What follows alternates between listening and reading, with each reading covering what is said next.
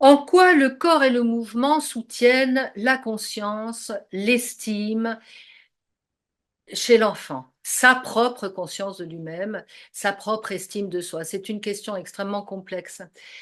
Euh, Habiter son corps n'est pas une évidence.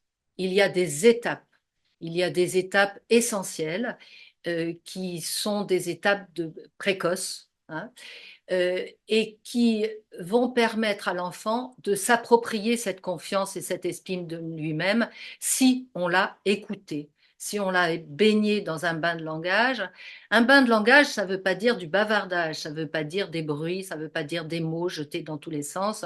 Ça veut dire un bain de langage qui s'adresse à l'enfant, qui le porte, qui le contienne, qui le contient et qui lui permet de se sentir lui-même et d'être en relation avec l'autre. Si l'autre lui permet de construire sa propre maison corporelle avec des bons murs porteurs. C'est quoi les murs porteurs d'une maison? C'est ce qui soutient la baraque, c'est ce qui soutient la construction.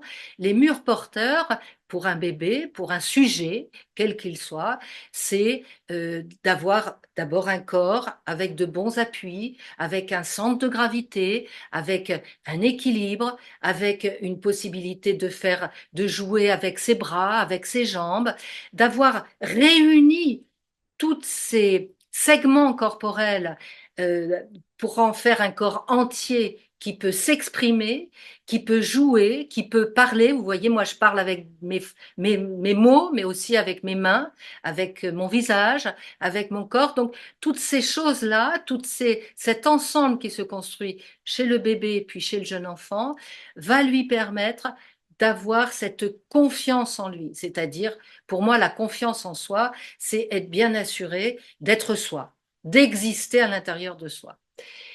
L'estime de soi, c'est un mot compliqué parce que moi, j'ai reçu beaucoup d'enfants et je reçois beaucoup d'adolescents.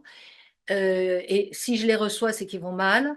Et la plupart du temps, ils vont mal parce qu'ils n'ont pas d'estime de soi. Parfois, ils n'ont pas de confiance en soi, alors ils se disent très timides.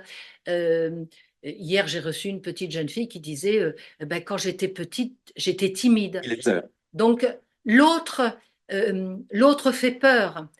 Alors, de quoi ça vient, ce manque de confiance, ce manque d'estime? On ne peut pas l'attribuer à quelque chose d'historique. Il n'y a pas d'explication à ça. Il y a un ensemble de phénomènes et il y a surtout l'histoire. L'histoire générationnelle, l'histoire transgénérationnelle.